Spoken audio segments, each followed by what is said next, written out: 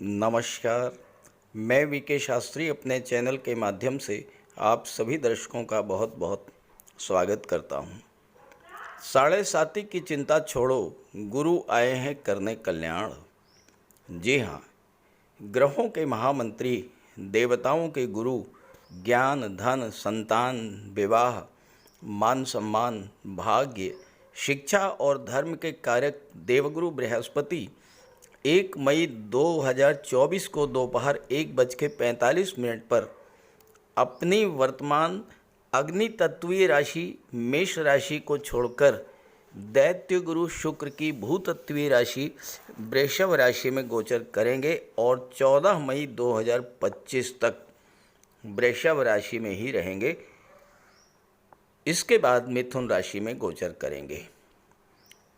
देवगुरु इस गोचर काल में 9 अक्टूबर 2024 को वृषभ राशि में ही मार्गी से वक्री हो जाएंगे और 4 फरवरी 2025 को पुनः मार्गी होंगे।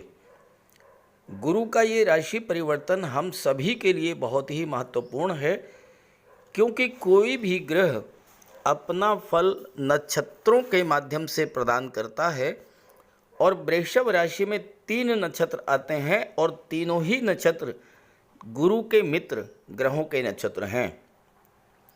वृषभ राशि में कृत्तिका, रोहिणी और मृगशिरा नक्षत्र आते हैं, जो कि सूर्य, चंद्रमा और मंगल के नक्षत्र हैं।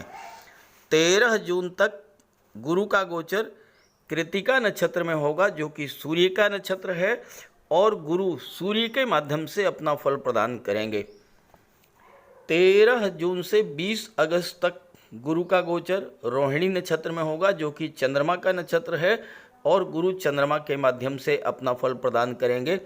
और 20 अगस्त से 28 सितंबर तक मृगशिरा नक्षत्र में गोचर होगा, जो कि मंगल का नक्षत्र है, और मंगल के माध्यम से गुरु अपना फल प्रदान करेंगे। और 28 सितंबर को पुनः रोहिणी नक्षत्र में गुरु का गोचर होगा और गुरु चंद्रमा के माध्यम से फिर अपना फल प्रदान करेंगे। इस तरह देवगुरु इस गोचर काल में अपने मित्र नक्षत्रों के माध्यम से अपना फल प्रदान करेंगे और हम सभी जातकों के लिए अत्यंत कल्याणकारी होगा गुरु का ये गोचर। तो मकर राशि के जातकों पर गुरु के राशि परिवर्तन का क्या प्रभाव पड़ेगा, इसी का विश्लेषण करेंगे इस वीडियो में। ये विश्लेषण आपकी चंद्र राशि के आधार पर किया जा रहा है और वीडियो के अंत में मैं आपको देवगुरु के उपाय भी बताऊंगा। तो ये है मकर राशि के जातकों की कुंडली। आपके राशि के स्वामी हैं शनिदेव, जो कि कुंडली के धन के भाव में गोचर कर रहे हैं। देवगुरु 1 मई 2024 को राशि परिवर्तन करके पंचम भाव में आएंगे और यहाँ पर गोचर करते हुए देवगुरु की दृष्टि कुंडली के नवम भाव, एकादश भाव और लग्न के भाव पर पड़ेगी। मकर राशि के जातकों के जीवन में शनि की साढ़े साती का तीसरा चरण गतिमान है, लेकिन इस गोचर काल में साढ़े साती से डरने की कोई आवश्यकता अब नहीं है, क्योंकि आपके राशि के स्वामी शनिदेव आने वाले 6 माह तक 3 अक्टूबर 2024 तक देवगुरु के नक्षत्र पूर्वा भाद्रपद नक्षत्र में गोचर कर रहे हैं और गुरु के माध्यम से ही अपना फल प्रदान करेंगे। गुरु स्वयं भी अपने मित्र ग्रहों के नक्षत्र में गोचर कर रहे हैं, इसलिए शनि आपको अत्यंत शुभ फल प्रदान करेंगे और आने वाले 6 माह के लिए शनि और गुरु के प्रभाव से साढ़े साती के कष्टों से आपको पूरी तरह से राहत मिलने जा रही है। देवगुरु को सर्वाधिक शुभ ग्रह माना गया है और गुरु सर्वथा शुभ फल देने के लिए ही जाने जाते हैं, लेकिन देवगुरु का पिछला गोचर काल अप्रैल 2023 से अप्रैल 2024 का जो गोचर काल था, ये आपके लिए ज़्यादा शुभ नहीं था। गुरु का गोचर मेष राशि में था, अपने मित्र मंगल की राशि में था, लेकिन जैसे ही गुरु मेष राशि में आए, राहु के साथ चांडाल दोष बन गया। चांडाल दोष आपकी कुंडली में लगभग 8 वर्षों के बाद बना था और इस चांडाल दोष और साढ़े साती के कारण आपको अत्यधिक कष्ट उठाना पड़ा। 30 अक्टूबर को राहु मीन राशि में चले गए, तीसरे भाव में चांडाल दोष समाप्त हुआ। लेकिन 31 दिसंबर तक गुरु वक्री रहे और जब वक्री से मार्गी हुए जनवरी में, तो उस समय गुरु केतु के नक्षत्र अश्वनी नक्षत्र में गोचर कर रहे थे। इस कारणों से गुरु आपको वो सब कुछ नहीं दे पाए जो आपको देना चाहते थे। गुरु का गोचर चौथे भाव में था। यहाँ पर गुरु बहुत अच्छा फल देते हैं। 12वें भाव पर गुरु की दृष्टि थी, 10वें भाव पर गुरु की दृष्टि थी, 8वें भाव पर गुरु की दृष्टि थी। 12वें भाव के स्वामी थे, 12वें भाव पर दृष्टि थे। गुरु राहु के कारण पीड़ित थे, तो आपके खर्चे आपके नियंत्रण के बाहर हो गए होंगे। आपका स्वास्थ्य भी खराब हुआ होगा। विदेश संबंधी कार्य आपके अधूरे रह गए होंगे और आपको ना तो धन मिल पाया होगा और ना ही धन का संचय हो पाया होगा। विदेश में सेटल होने या कोई प्रॉपर्टी खरीदने का आपका सपना अधूरा रह गया होगा। 8वें भाव पर गुरु और शनि दोनों का प्रभाव था और 8वां भाव कष्टों का, पीड़ाओं का, विघ्न बाधाओं का, रुकावटों का होता है। आपके कार्यों में रुकावट आई, कार्य आपके अधूरे रह गए। राहु की दृष्टि 10वें भाव पर पड़ने के कारण आपके कार्य बनते बनते बिगड़ गए होंगे। शासन सत्ता का सहयोग भी आपको नहीं मिला होगा। 8वें भाव पर गुरु की दृष्टि, राहु की दृष्टि, तो कई अशुभ घटनाएं, धन हानि हुई होगी, मान सम्मान में कमी आई होगी, स्वास्थ्य खराब हुआ होगा, भयंकर आर्थिक संकट झेला होगा आपने। जनवरी 24 में जब गुरु केतु के नक्षत्र में आए, तो हो सकता है उस समय कुछ लोगों की लगी लगाई नौकरी भी छूट गई हो और दोबारा नौकरी ना मिली हो। व्यापार में मंदी, आर्थिक संकट, खराब स्वास्थ्य और मानसिक चिंताएं बढ़ने से आपकी नींद भी उड़ गई होगी। और ऐसा अगर आपके साथ हुआ होगा तो कमेंट करके ज़रूर बताइएगा। अब आइए समझते हैं कि गुरु के राशि परिवर्तन का क्या प्रभाव पड़ेगा। गुरु पंचम भाव में गोचर करेंगे और गुरु की दृष्टि कुंडली के नवम, एकादश और लग्न भाव पर पड़ेगी। गुरु की दृष्टि में अमृत होता है। जिस भाव पर गुरु की दृष्टि पड़ती है उस भाव से संबंधित सभी शुभ फल आपको प्राप्त होते हैं। तो इस समय आपको कुंडली के नवम भाव, एकादश भाव और लग्न के सभी शुभ फल प्राप्त होंगे। अब देखिए 13 जून तक कृतिका नक्षत्र में गोचर करेंगे। 13 जून तक सूर्य के नक्षत्र में गोचर करेंगे। सूर्य आपके अष्टम भाव के स्वामी हैं। सूर्य ग्रहों के राजा हैं और सूर्य पर अष्टम भाव का कोई प्रभाव नहीं पड़ता है। तो अष्टम भाव क्या है? अष्टम भाव परिवर्तन का है।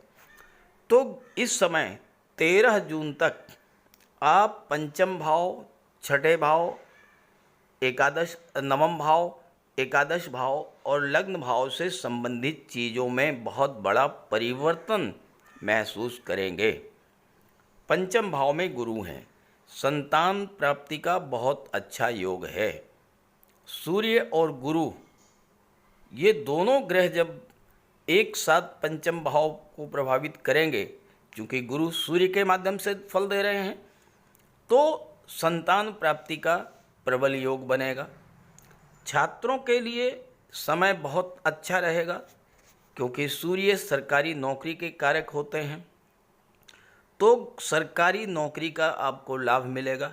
गुरु की दृष्टि लाभ के भाव पर है, गुरु की दृष्टि भाग्य के भाव पर है। भाग्य आपका साथ देगा, लाभ होगा आपको, धन का लाभ, संतान का लाभ, शिक्षा का लाभ, नौकरी, रोजगार, व्यापार, व्यवसाय में लाभ, हर तरह का लाभ आपको इस समय प्राप्त होगा सूर्य के माध्यम से। पंचम भाव आपके क्रिएटिविटी का होता है। पंचम भाव शेयर मार्केट का भी होता है और सूर्य के नक्षत्र में है, अत्यंत बलवान हैं गुरु, तो शेयर मार्केट से भी इस समय आपको लाभ मिलेगा। जो लोग किसी भी तरह से शिक्षा के क्षेत्र से जुड़े हैं, किसी क्रिएटिव फील्ड से जुड़े हैं, उनके लिए भी बहुत अच्छा समय रहेगा। छठे भाव के स्वामी बुध हैं जो कि सूर्य के मित्र हैं और छठा भाव नौकरी का है। तो अगर आपने प्रयास किया 13 जून तक आपको कोई नौकरी भी इस समय मिल सकती है। गुरु विदेश भाव के स्वामी हैं, विदेश संबंधी कार्यों से भी आपको लाभ होगा। विदेश संबंधी कार्यों में आपको सफलता मिलेगी, विदेश जाने का योग बनेगा, विदेशी व्यापार से लाभ मिलेगा। सबसे बड़ी बात जो इस गोचर काल में होगी, नवम भाव में केतु का गोचर है। केतु धर्म, अध्यात्म और मोक्ष के कारक हैं। 12वें भाव के स्वामी हैं गुरु, गुरु भी धर्म और सत्कर्म के कारक है। इस गोचर काल में आपकी रुचि धर्म अध्यात्म में बढ़ेगी और जितना ही अधिक आप धर्म और अध्यात्म से जुड़ेंगे उतना ही अधिक आपको भाग्य का साथ मिलेगा। इस समय अपने पिता, अपने गुरु, अपने वृद्ध जनों का आप सम्मान कीजिए, उनका आशीर्वाद की प्राप्त करते रहिएगा। गुरु भाग्य के कारक हैं, भाग्य के भाव पर दृष्टि डाल रहे हैं तो भाग्य का पूरा पूरा आपको लाभ मिलेगा और आपके सभी कार्य बनते चले जाएंगे। गुरु और शनि दो ऐसे ग्रह हैं जो हमारे जीवन को सर्वाधिक प्रभावित करते हैं और बहुत लंबे समय तक एक राशि में गोचर करते हैं। गुरु लगभग 13 महीने, शनि 2.5 वर्ष तक। तो इनका फल भी धीरे धीरे प्राप्त होता है। अगर आप ये समझें कि तत्काल इसका फल मिलना शुरू हो जाएगा तो ऐसा नहीं होगा, समय लगेगा, लेकिन शुभ फल आपको प्राप्त होगा। अब 13 जून तक तो कृत्तिका नक्षत्र में रहेंगे। इसके बाद 13 जून से लेकर के 20 अगस्त तक, 13 जून से 20 अगस्त तक चंद्रमा के नक्षत्र में रहेंगे और इसके बाद मंगल के नक्षत्र में चले जाएंगे। 29 सितंबर के बाद फिर चंद्रमा के नक्षत्र में आ जाएंगे। 20 अगस्त से 29 सितंबर तक तो मंगल के नक्षत्र में रहेंगे, उसके बाद फिर चंद्रमा के नक्षत्र में रहेंगे। तो ज़्यादातर समय गुरु का चंद्रमा के नक्षत्र में रहेगा और चंद्रमा गुरु परम मित्र हैं। आपकी कुंडली में चंद्रमा चौथे भाव, सप्तम भाव के स्वामी हैं, तो चंद्रमा के माध्यम से फल देंगे, यानी सप्तम भाव का पूरा पूरा फल आपको इस समय प्राप्त होगा 13 जून से 20 अगस्त के बीच में और उसके बाद फिर 28 सितंबर के बाद। सप्तम भाव क्या है? सप्तम भाव विवाह का होता है। गुरु विवाह के कारक हैं, कन्याओं के लिए विवाह के कारक होते हैं गुरु। अगर आप विवाह के इच्छुक हैं और विवाह नहीं हो पा रहा है 13 जून से 20 अगस्त के बीच और उसके बाद दोबारा 28 सितंबर के बाद आपके विवाह का प्रबल योग बनेगा। आप गुरुवार का व्रत रखना शुरू कर दीजिए। स्नान करने के जल में हल्दी थोड़ा सा डाल करके स्नान कीजिए। स्नान के बाद मस्तक पर हल्दी का तिलक लगाइए और एक केले का वृक्ष लगा लीजिए, घर में किसी गमले में लगा लीजिए। गुरुवार के दिन भगवान विष्णु की आराधना कीजिए। देखिए, विवाह की आपकी इच्छा पूरी होगी।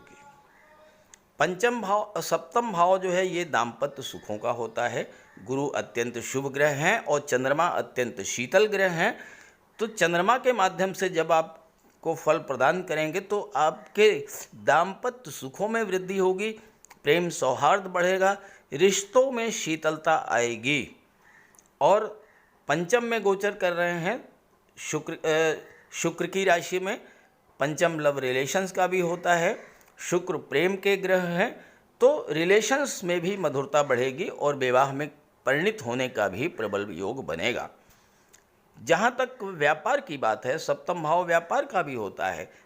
और चंद्रमा के नक्षत्र में जब गोचर करेंगे, गुरु की दृष्टि लाभ के भाव पर है और गुरु 12वें भाव के स्वामी हैं, सप्तम का फल देंगे। तो व्यापार, चाहे वो विदेशी व्यापार हो, चाहे आप अपने मातृभूमि के पास रह करके व्यापार व्यवसाय कर रहे हों, दोनों ही तरह से आपको लाभ का योग बनेगा, धन की प्राप्ति होगी। व्यापार में जो बाधाएं थी, रुकावट थी, वो समाप्त होंगी, भाग्य का साथ मिलेगा, गवर्नमेंट का सहयोग मिलेगा, व्यापार व्यवसाय में उन्नति होगी, धन का लाभ होगा और धन का संचय भी होगा इस गोचर काल में। 20 अगस्त को देवगुरु मंगल के नक्षत्र में गोचर करेंगे, मृगशिरा में, 20 अगस्त से लेकर के और 28 सितंबर तक। मंगल के नक्षत्र में बहुत थोड़े समय के लिए ही, लगभग 38 दिनों का ये गोचर है। जब मंगल के नक्षत्र में गोचर करेंगे तो मंगल आपकी कुंडली में एकादश भाव के स्वामी हैं और चौथे भाव के स्वामी हैं। ये जो समय होगा, इस समय आपकी इनकम में आशा से अधिक वृद्धि होगी। जितना आप पुरुषार्थ करेंगे, जितना आप परिश्रम करेंगे, उससे कहीं ज़्यादा आपको लाभ की प्राप्ति होगी। और चूंकि चौथे के भी स्वामी हैं मंगल, तो ये जो समय होगा, ये भूमि भवन प्रॉपर्टी खरीदने का भी योग बनेगा।